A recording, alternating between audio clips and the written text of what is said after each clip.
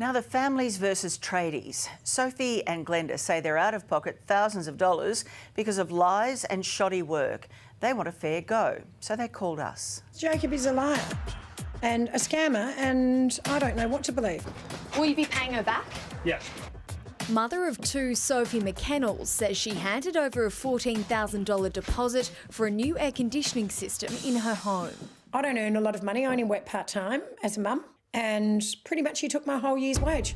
But she says instead of doing the job, Jacob the plumber did a runner, leaving Sophie's home like this. He's done probably all of 3 hours and has charged us $14,000. What have you done with the money? The vast majority of Australian tradies are honest and hard-working, but customers can be shortchanged in a big way. We paid $7,000 for nothing. Tonight, how to protect yourself from rogue tradies and the warning signs to look out for. Like, we will come to a house, do the job. When it's finished, we get paid. They're happy, we're happy. And that's the way it should be. But unfortunately, 5% of tradies don't do that way. Sophie's Melbourne home now has metres of cabling snaking through the walls. Jacob the plumber also left multiple holes in the ceiling, and Sophie says never even delivered the air conditioning unit. When it became apparent Jacob wasn't coming back, this feisty mum took matters into her own hands and tracked him down.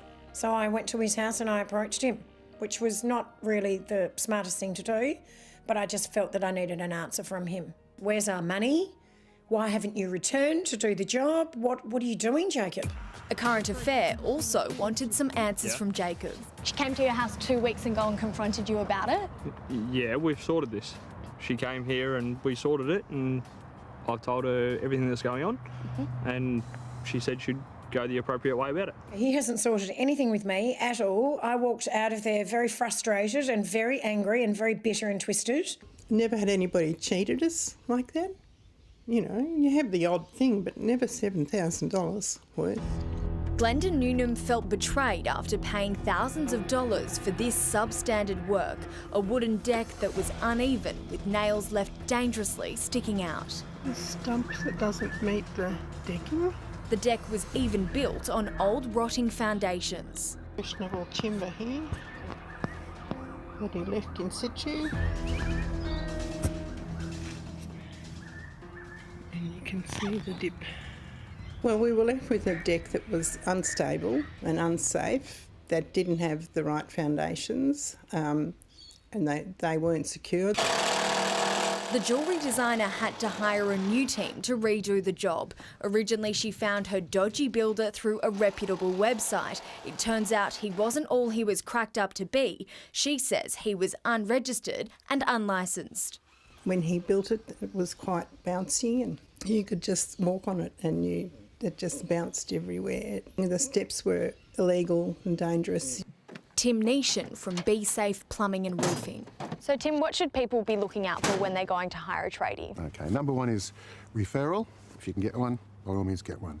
Number two, make sure they've got good reputation, sign right in their car, and they've been around for a while. Sophie and Glenda both thought they'd done the right thing. Sophie had Jacob referred by a friend, while Glenda had done her research online. When hiring a tradie, there is actually nothing to protect you, the consumer. As Sophie and Glenda found out the hard way, both now have to pay more than double to get their works completed. But when hiring tradies, the experts say there are things to look out for.